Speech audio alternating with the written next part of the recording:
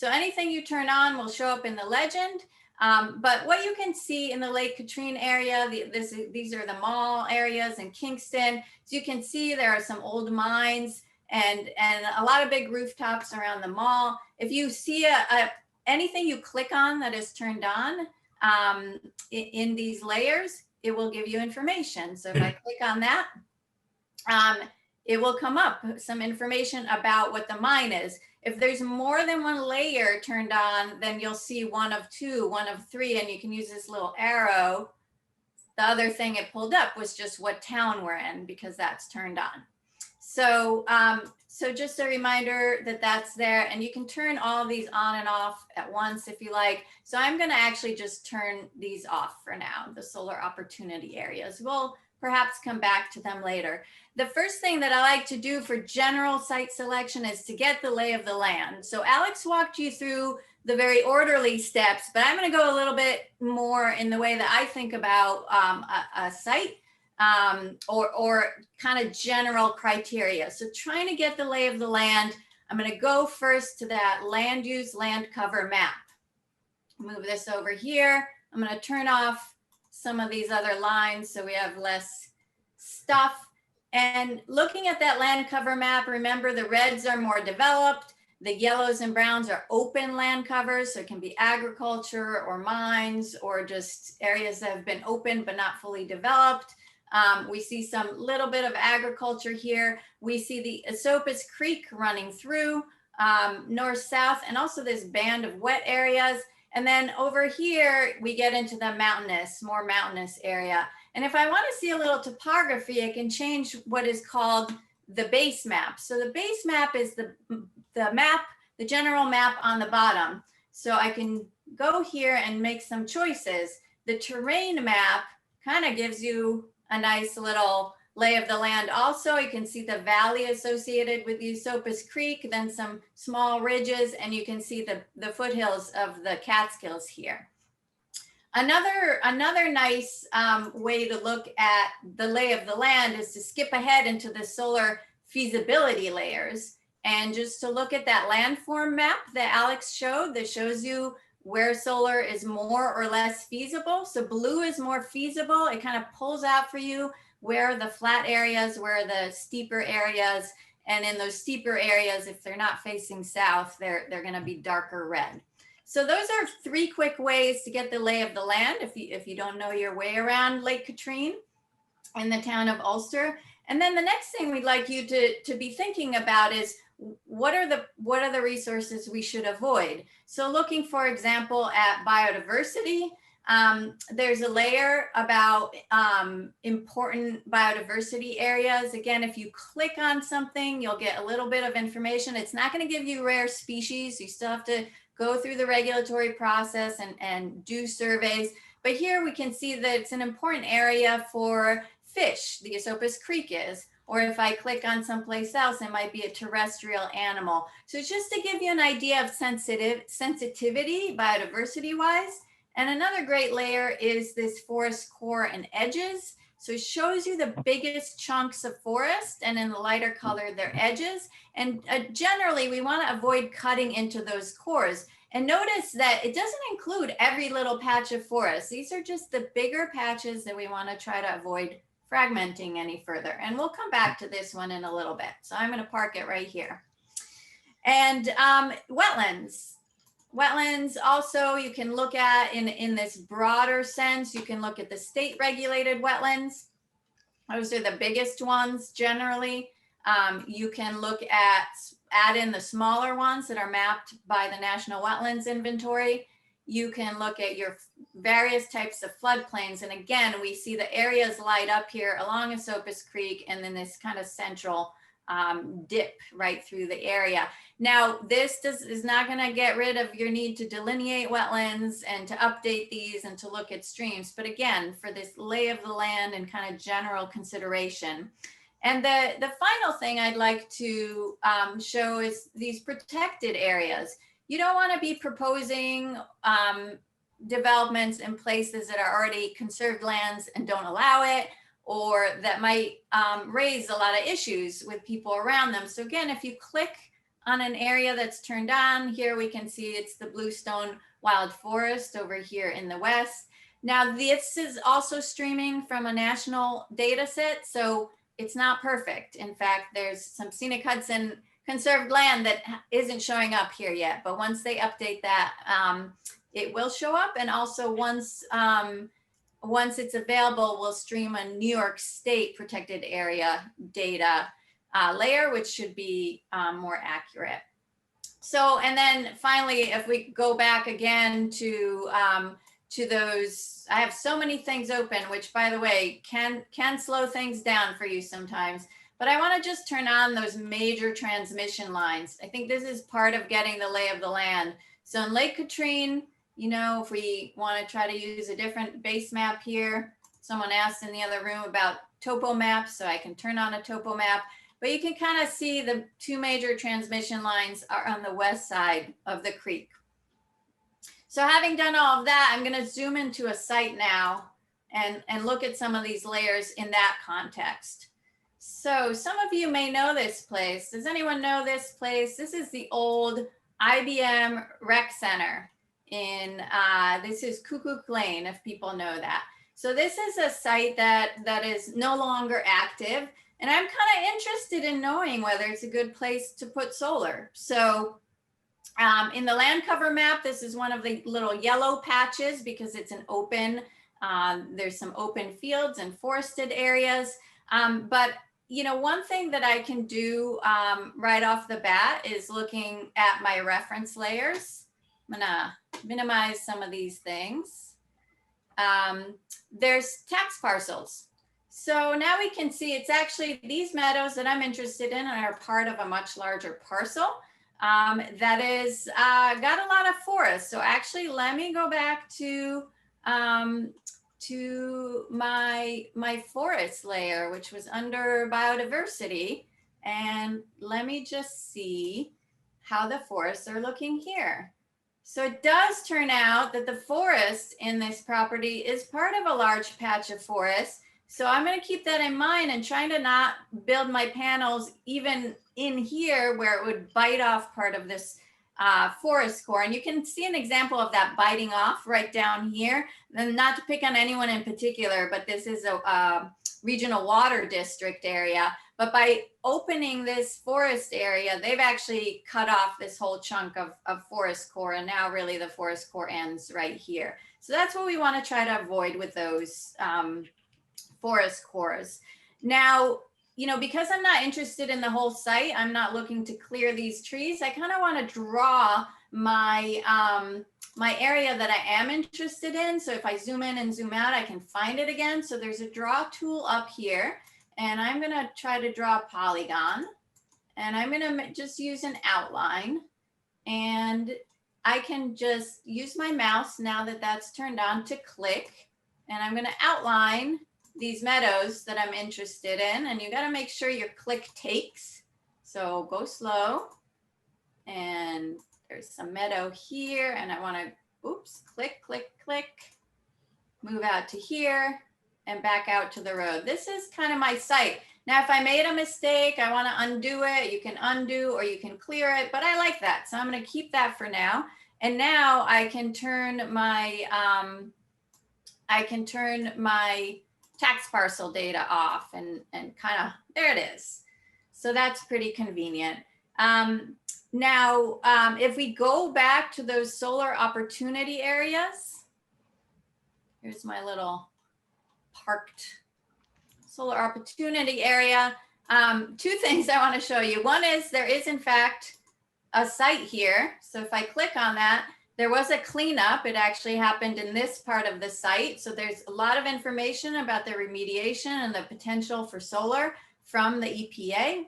And the other thing is that you can see there's supposedly some rooftop, but this is, again, the data aren't perfect. And this is where there used to be a pool, but we've actually, in fact, already remediated that. And there's no pool there anymore, but you can see the other large rooftops in the area. So just a reminder that the data are not perfect. Now, let's look at the wetlands a little bit closer here now that we're zoomed in. So there aren't any large state regulated wetlands. but there are some streams coming through here. And, you know, and I can tell you there also aren't major floodplains here. But look at this stream down here. And I'm kind of curious because it kind of looks like maybe it continues. So I want to investigate this a little further. I can change my base map. Sometimes your topo maps can help you. In this case, it's a pretty flat area, so the topo map isn't telling me much. But because of the photo, I can see that there seems to be more drainage here and it's a pretty flat area. So I'm going to investigate wetland conditions a little further in another part of the tool. Also, I mentioned this was one of the yellow areas where we might be interested in agriculture. We know because this was an IBM recreational site, these were actually mostly ball fields and, you know, the pool. So we know it wasn't being farmed intensively, but what are the agricultural resources here? So it's not part of an agricultural district, and that's because this whole area wasn't that agriculturally intensively used. But let's look at farm soils. And in fact, there are some prime farm soils and prime if drained. Now, this actually helps me with that wetland question. Any farm soil that is mapped as prime if drained means it had to be drained to be good, which means it was a hydric soil. And so that kind of answers my question. Yes, I can expect some wet feet in here, and that's gonna just affect what I propose and how I approach the site. And I want to make sure to not have any negative impact on these wetlands. So they require further investigation. And then the final thing that I just wanted to touch on again are these solar feasibility layers. And if you're a developer, maybe you started with this question, right? Where are the transmission lines and how much power can I connect to? The first thing you have to do, because our area has more than one utility, the area that this tool covers, is figure out which utility you're in. So you can turn on this, let's see. For some reason, I'm not seeing it. Oh, sometimes if you don't see a tool, that means you need to zoom out. I'm trying to get this guy here. Oh, I zoomed out enough. Now it shows up. So I can just click anywhere where this blue color came on and it tells me that it's Central Hudson Gas and Electric. If I zoom out and even further, I'll see some of the other utilities. So here's a different utility. But see, now it's convenient because I marked my site. I can zoom right back into it. I can turn this off now because I know I'm Central Hudson, and now I can just look for the Central Hudson hosting capacity. That's when you get these smaller distribution lines showing. You can click on them and get the information about it. And what I can tell you from looking at this site is that it's a pretty small distribution line. Its maximum capacity is less than a megawatt. It's 0.2 megawatt. It's already using 0.8 of megawatts, and there's also a little bit proposed. These are probably from rooftop operations. So again, there's that great deep dive into how to interpret these that you can use, but I think I want to leave a little bit of time for questions, so I won't dive into that.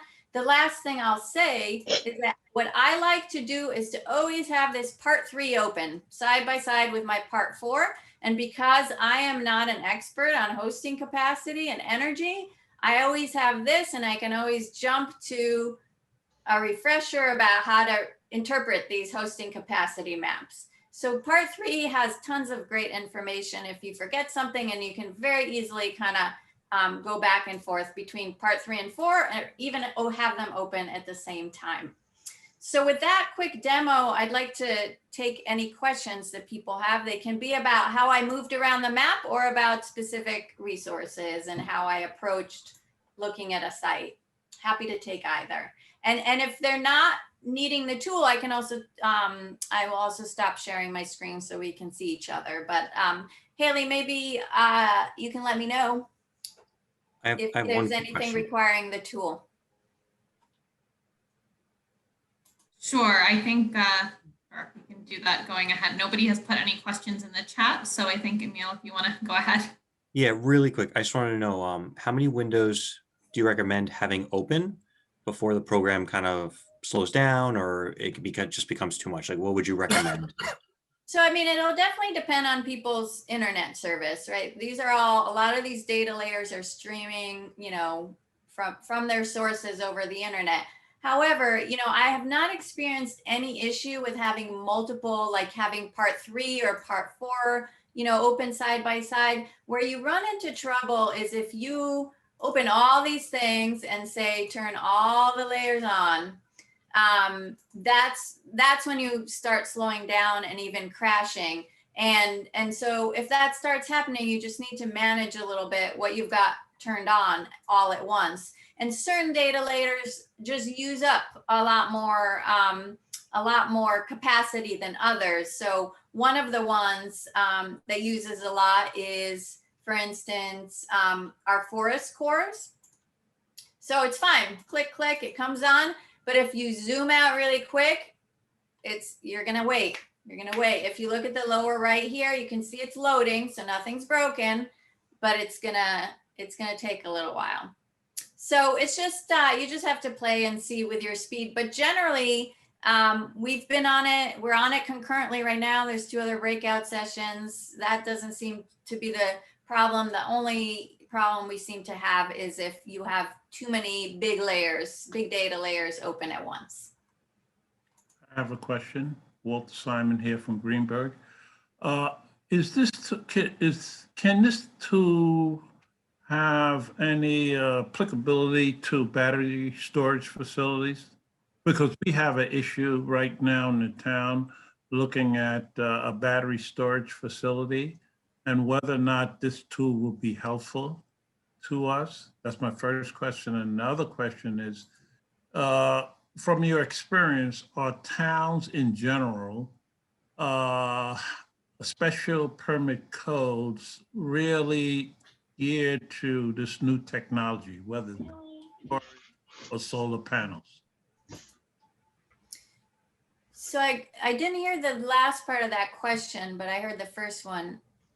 The second question is, right now we're looking at whether or not our standard special permit codes that were developed some 20 whatever years ago, we find that they're not really applicable to this new technology, whether it's battery storage or solar. And whether or not this is a common thing you're finding, that that most towns don't have the applicable code to do an effective job of bringing this technology to the town. Sure, and maybe, Nava, I don't know, maybe I can take that one. You can take that one. And you are absolutely right, Walter, that it's very common that towns don't have codes.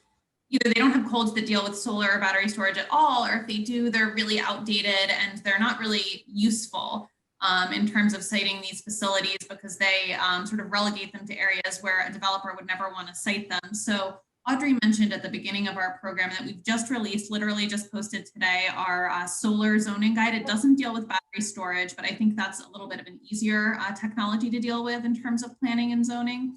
But the solar zoning guide is now up at howtosolarnow.org. I think it could be really useful to Greenberg and other communities. It takes you step by step through what you need to do to zone for solar in your community and the things that you could consider. And as for your question about battery storage and whether the tool could be applicable, and we're going to get cut off in just 1 minute, so I'll try to be really quick. Aspects of the tool are applicable. For example, hosting capacity, where the transmission lines are, in general, natural resources and how they might be impacted. Those things can all be looked at through the tool and are helpful. But battery storage is a much different technology. It's usually a much smaller footprint. You obviously don't have to worry about slope a little bit, but aspect ratio is not an issue. So it's actually more analogous in some ways to like a generic commercial development, but without the foot traffic in a lot of ways. And there are fire code and building code requirements that New York State has for battery storage. Thank you.